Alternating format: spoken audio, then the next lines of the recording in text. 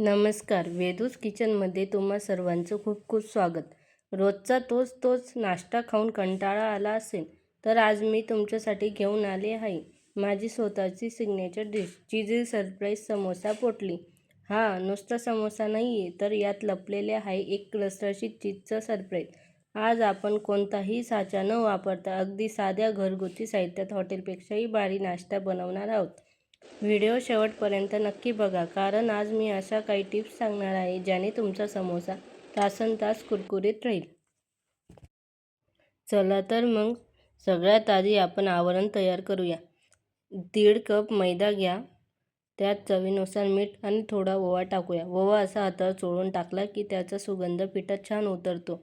आता सर्वात महत्त्वाचे टिप, यात टाकायचं 2 चमचे कडकडीत गरम तेलाचं मोहन. यामुळे समोसा खुसखुशीत होतो. आता थोडं पाणी घालून एकदम घट्ट गोळा मळून घ्यायचा. लक्षात ठेवा, पीठ जितकं घट्ट असेल तितका समोसा कमी तेल पिईल आणि जास्त वेळ कुरकुरीत राहील. आता हे पीठ 10 मिनिटं झाकून ठेवूया. आता बनवूया चटपटीत सारण. कढईत तेल गरम करून त्यात जिरे आणि मोहरीची फोडणी देऊ.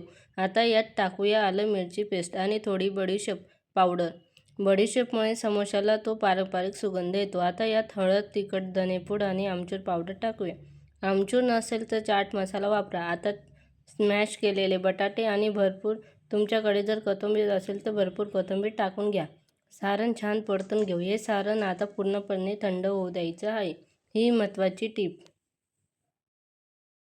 आता वळूया माझ्या सर्वात आवडत्या आणि युनिक स्टेपकडे. ही बघा, ही आहे आपली चीज स्लाईस. आपण काय करायचं, ही स्लाईस अशी हातावर घ्यायची आणि मध्यभागी आपलं तयार बटाट्याचं सारण ठेवायचं. आता ही स्लाईस चारी बाजूने हळूवार दुमडून त्या बटाट्याला पूर्णपणे कव्हर करायचं. बघा, हा तयार झाला आपला चीज बटाटा सरप्राईज बॉल.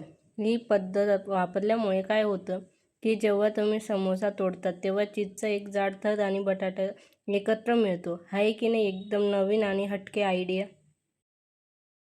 आता मी पिठाची छोटी पुरी लाटून घेतली. खूप पातळही नाही आणि खूप जाडही नाही. या पुरीच्या मध्यभागी आपला तो चीज बटाट्याचा गोळा ठेवायचा. पुरीच्या कड्यांना थोडं पाणी लावायचं जेणेकरून तेलात गरम पोटली उघडणार नाही.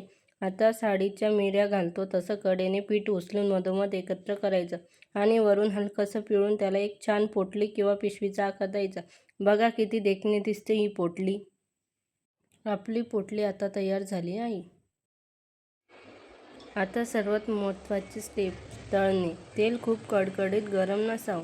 तेल मध्यम गरम झालं की गॅसची फ्लेम एकदम कमी लो करायची. आता हळूवारपणे या पोटल्या तेलात सोडूया. घाई मुळीच करायची नाही. मंद आचेवर तळल्यामुळे पीठ आतपर्यंत शिजतं, बाहेरून सोनेरी रंग येतो आणि मुख्य म्हणजे आतलं चीज हळूहळू वितळतं. साधारण 10 ते 15 मिनिटं लागतील. बघा, काय सुरेख तांबूस रंग आलाय. असा खणखणीत आवाज आला की समजायचं आपली पोटली तयार आहे.